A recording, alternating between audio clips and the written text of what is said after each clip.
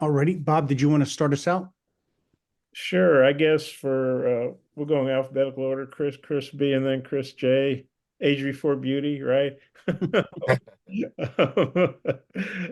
guys, I think I read this in Shaw's release. Y'all both have the most entries, and I know that doesn't guarantee, victory, and you got to go out there and do it and all that. But just how do you feel about all the firepower that you both have in terms of quality and quantity when it comes to the entries?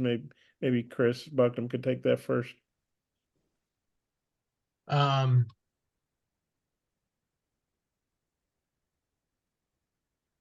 what do I think about? Say that again, Bob.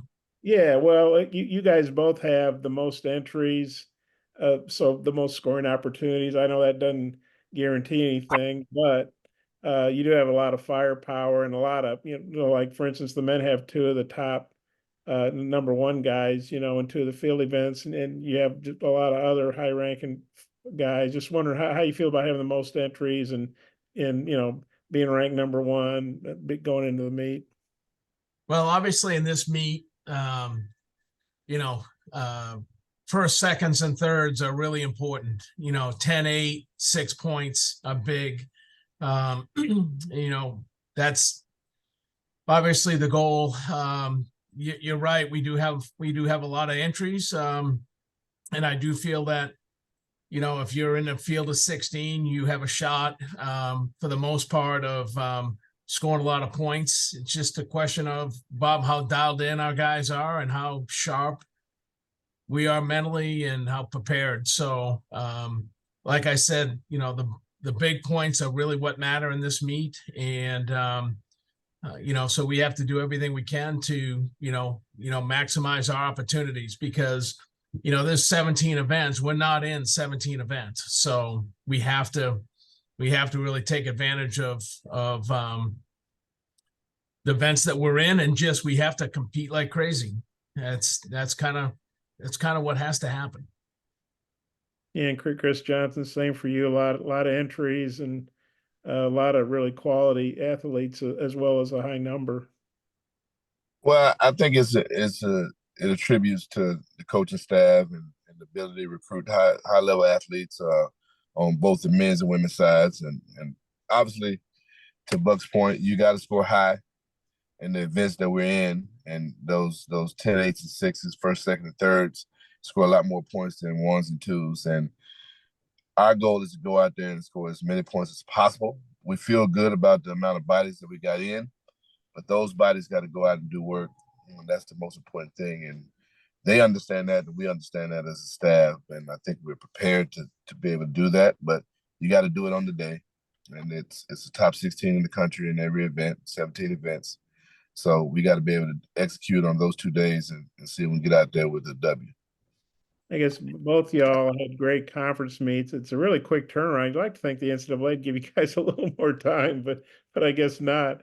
Um, how do you feel like your teams have bounced back from, really great, really competing hard in the conference meet? It's not easy to win, though, especially by the margin you guys did. Just wondering how you think your kids are doing mentally and physically with a pretty quick turnaround. Maybe Chris Bucknam again, take that first. Yeah, it's a quick turnaround. No question about that. Obviously a big win for our program. But it's a whole new meet, and we just have to, regroup like we have the past couple days and the last week and a half, and um, take advantage of some of the momentum that we built, and try to carry it on into the NCAA meet.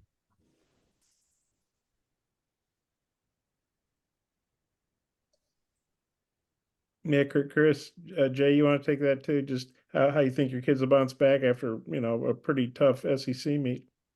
Well, I think they're gonna bounce back fine. I mean, what we asking these kids to do, I think a lot of people don't understand the magnitude of what we're asking them to do.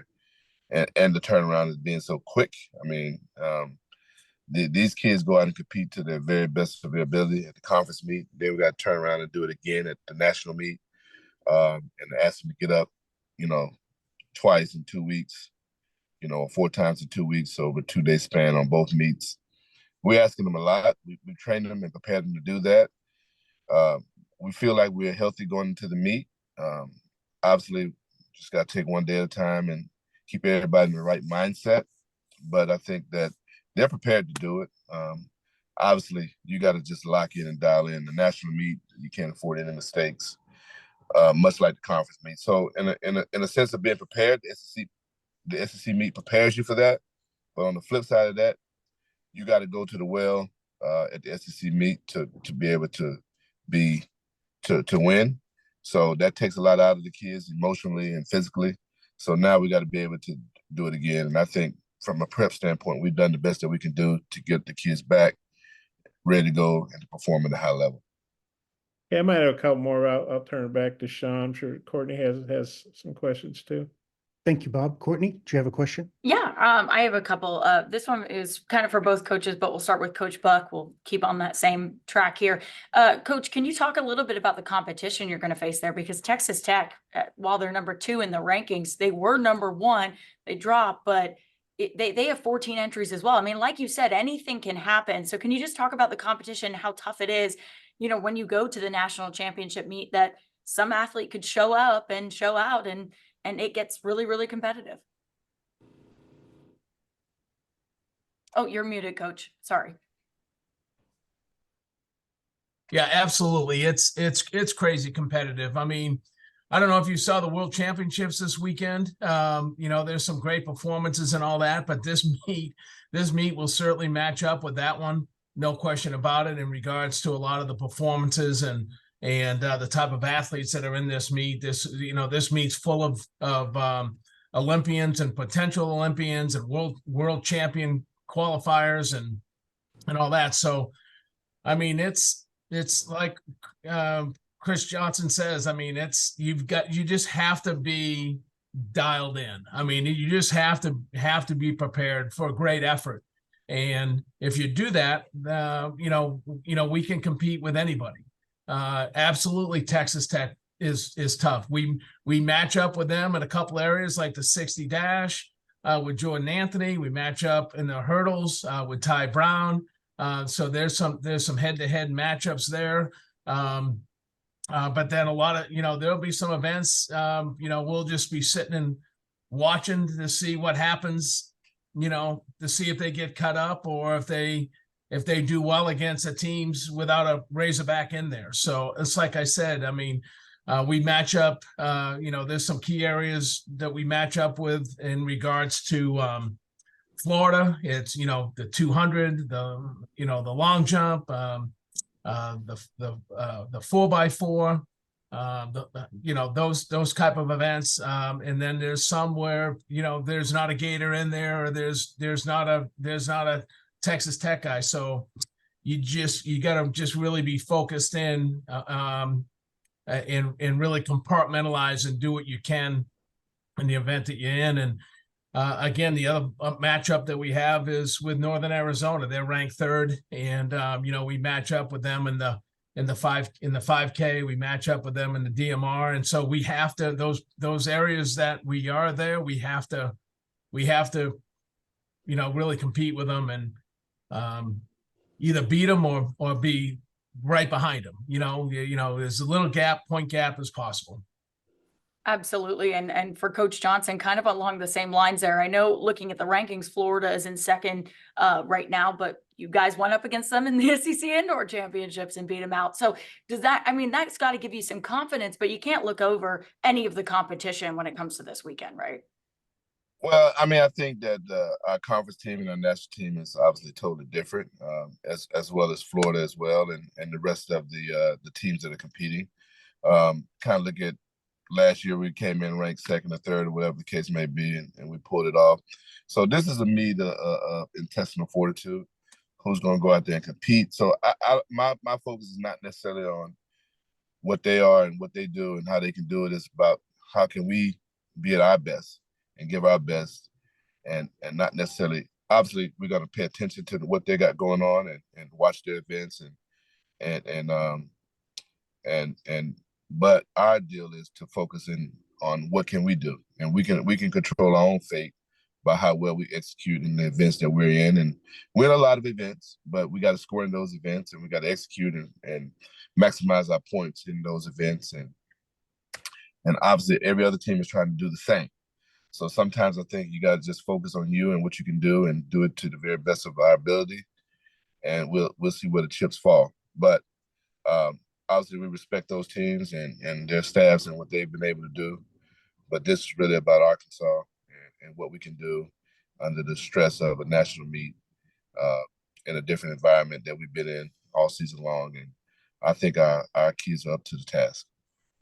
And just one more question for both of you guys. I feel like we, talk about the rankings every single week. And I know the answer is they don't matter at the end of the day. You just got to go out and win. But for Coach Buck and for Coach Johnson, and we'll start with Coach Buck on this one. But for this meet, I mean, did the athletes embrace it, seeing that number one besides Arkansas? Or is it kind of like, hey, it's another target on the back. We just got to go out there and produce? I mean, does it change the mindset at all for this meet? Yeah, it really, for our guys, it really doesn't change the mindset whether we're ranked, fourth or first. I mean, maybe it would if we're ranked 20th. It's a different, it's a different vibe then. But I think between fourth and first, it doesn't matter. I mean, there's 5 or 6 teams that could be all within a couple points of each other. So, our guys aren't really looking at any rankings at all. I'm sure they see it on social media and the whole bit, but it's not something that I'm going to go into a team meeting today and say, hey, we're ranked number one now. I mean, it's kind of a given, right? And so I think the thing with this meet for us, particularly on the men's side, we're in a lot of final only events. I like that. I mean, we got the high jump, it's a final only. We get the long jump, it's basically a final only. We're in the DMR, it's a final only. We're in the 5K, it's a final only. We're in the 4x4 in the fast heat, it's a final only. And so those types of things, I think, are really telling as far as, hey, we're in the final. There's one 5K race, that's it. We don't have to qualify. Whereas, Jordan's in the 60, and we get Ty Brown in the hurdles, and we get Lance Lang in the 200. And, that's what lane they get, and who they're up against really becomes important. And so, we control our own destiny with those final. We're already there. We already earned it. So, let's hope that we can go out and get it done. And then, hopefully have 3 qualifiers in those other events going into Saturday.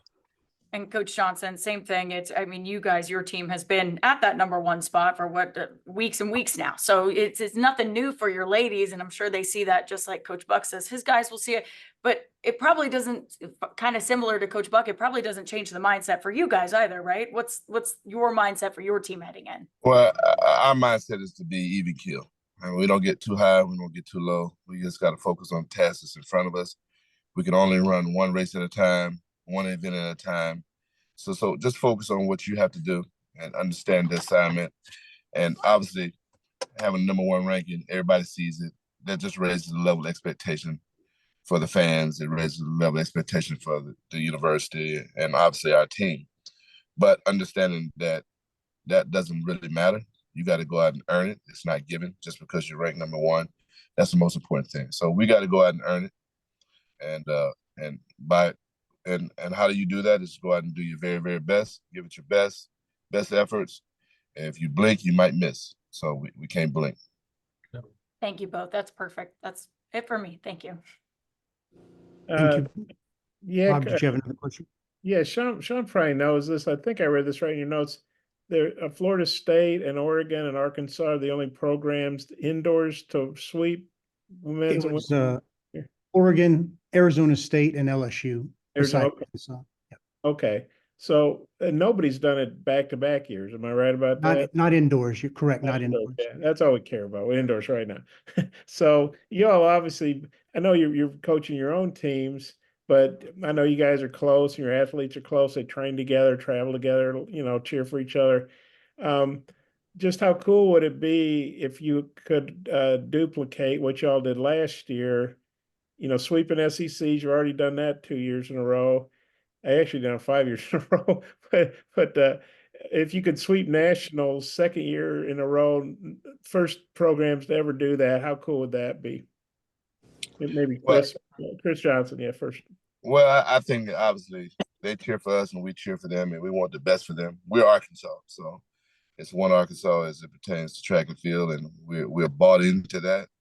And obviously, we want them to do their best, and it encourages us. They go before us, so they put a lot of pressure on us to be able to come through as well. So I think it's a collective effort. I think our staffs and Buck staff work well together, and we want the best for each other. And obviously, it's motivating to see them do well, and I'm sure it's motivating for them to see us do well.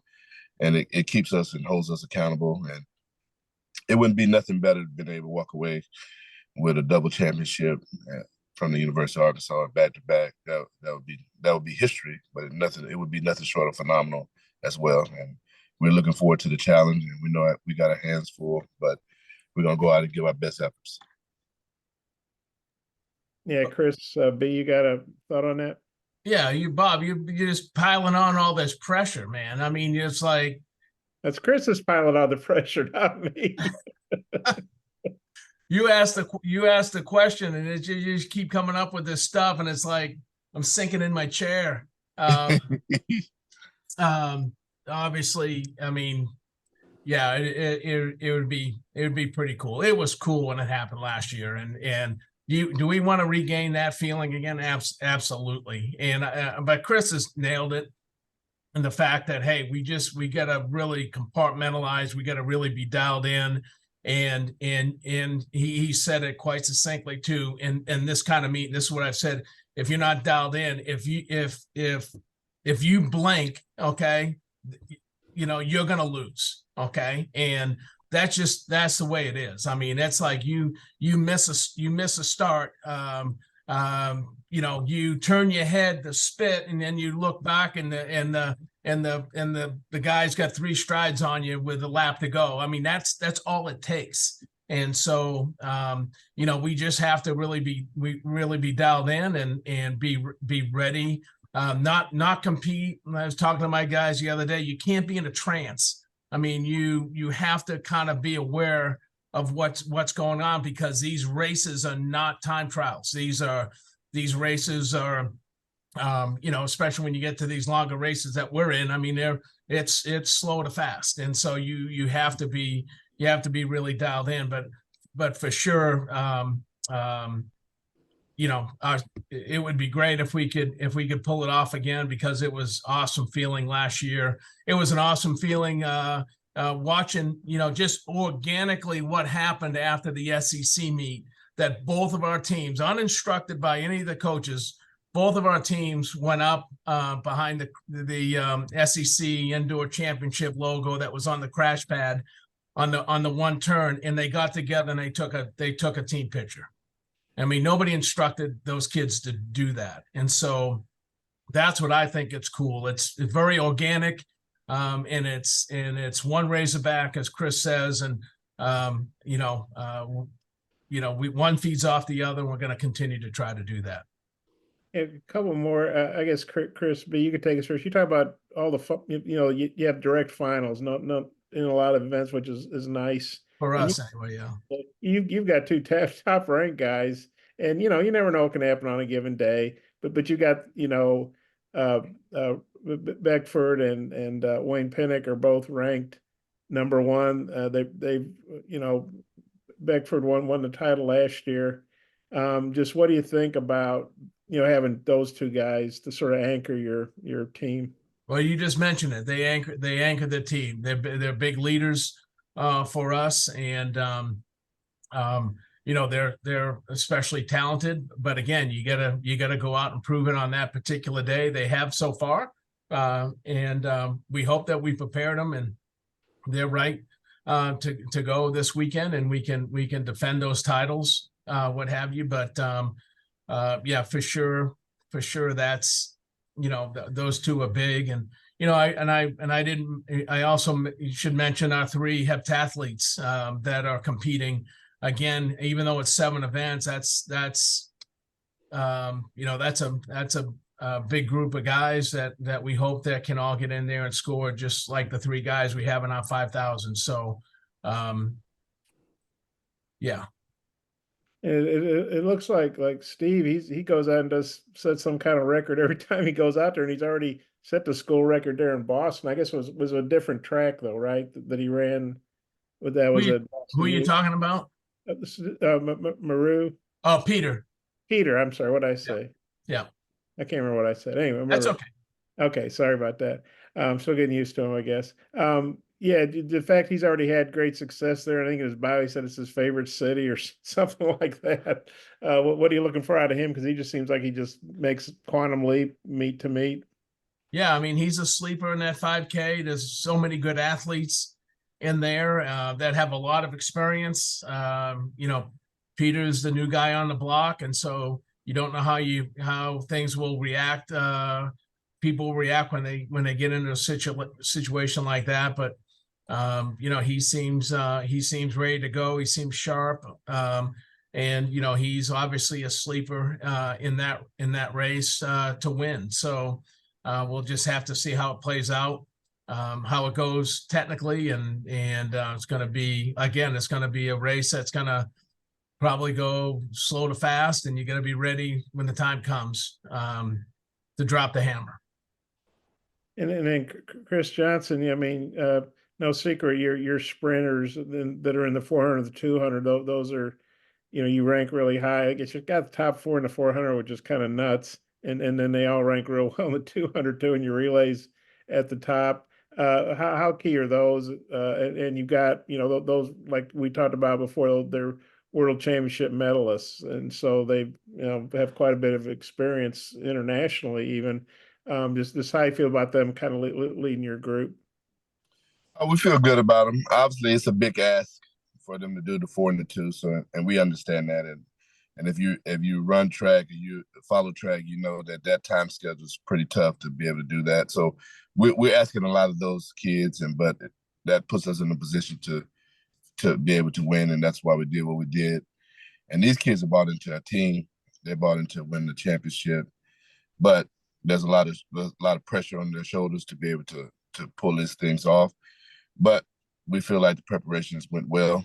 Things went good. They're motivated. They're excited to go out there and compete. And this is for Arkansas, and this is for the program and the legacy of the program. And we just want to continue to push forward. But those are our strong events, and we're excited about them. But we understand that it's going to be a task. Are you guys chartering out there together on Wednesday? No, we're flying commercial. Okay, that's too bad. Well, the NCAA is paying for it, right? So I guess they're going on the cheap. And I guess one more. I don't think people in Boston probably are too familiar with hog calls. Maybe some of them are. But how cool would it be if you could maybe freak out some people in Boston with hog calls? I don't know, in restaurants or hotels or whatever. If you win and you're able to go out and celebrate a little bit. Well, I think it would be exciting to be able to do it, and obviously in victory. But we got a lot of meat ahead of us. We haven't got started yet, so we don't want to put the cart before the horse. But hopefully, when things are over, we can celebrate and be happy with the achievements that our kids have done. Yeah, Chris, you got a thought on that? Doing a hog call with a New England accent? Yeah, you're piling on again, Bob. That's what I do, I guess. I don't know. You know, we just, we'll if we have cause of celebration, they'll hear it. Good. That's fair. I think I'm good. Okay. Thank you, Bob. Coach Bucknam, just one thought on being defending champions and going back up to Boston for a meet where you grew up, and just what that means to you for this weekend. It'll be fun. No question about that. My parents will be there. They don't have to go very far. They've come out to Eugene, Oregon, and they've been down to Texas A&M and a bunch of different places. So it's nice to have it in the hometown. They don't have to travel very far. Have some other family there, and we're just hopefully put on a good show and represent the Razorbacks. And I think that's like Chris said, I think that's the most important thing. We we want to go and represent Arkansas, the state of Arkansas, the University of Arkansas in a very classy, competitive way. And, you know, we're going to work really hard to do the best we can to, you know, bring home championships to the university and to the state of Arkansas. And we hope, and I'm sure we will, represent the state in a place where, you know, we don't get to very often. So it'll be fun. Thank you. Coach Johnson, just thoughts on being a defending champ as well, but this year now being the head coach in that situation and a program that's won 3 of the last 4 contested NCAA indoors. What are your thoughts going into this weekend as head coach for the first time? Well, obviously it's an honor to be able to be in this position and to be on the staff that was defending champs, and now to be the head coach. Obviously, it's a step up, and the responsibility is there, and obviously you feel it. It's a little different feel. Obviously, we're all bought into it, to whether you're assistant or the head coach, but it's just a little different feel of the level of responsibility for the program. But obviously, it feels great. I'm grateful for the opportunity to be in this position, and in the first year to even be able to contend for a national title. It's something that you could only dream about. So obviously, I'm anxious, ready to get it going and see kind of where we land at. Thank you. Anybody else with a question? Well, appreciate everybody's time today. Thank you very much. Hey, thank you, guys. Thank Thanks. you, Thanks, guys. guys. Thank you. Safe travels out there and good luck. Okay. All right, thank you. Bye-bye. Thanks, Sean.